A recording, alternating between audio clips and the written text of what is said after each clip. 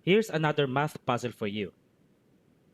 Given the following figure, point A is the center of the 10 inches by 10 inches square. Find the area of the shaded region. Kung gusto nyo subukan isolve, please feel free to pause the video. Alright, let me discuss. Sa unang tingin, may chance na ma-overcomplicate mo tong problem na to. Pwede kang mag-draw ng kung ano-anong shapes, angles, when in fact, napakadali lang ng solution nito. Kapag nirotate natin itong 10 inches by 10 inches square by an angle theta in a clockwise direction, then we can position the square in an upright position as shown right now. Ngayon, this is the trick. Kung mapapansin natin itong portion na to, yan, pagka-rotate natin clockwise, nawala yung portion na yan kasi ito yan eh. So meron tayong area na nawala.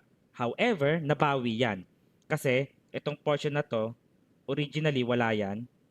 Nung nirotate natin yan clockwise, nagkaroon na siya ng area dito. So basically, same lang yung area nito dito.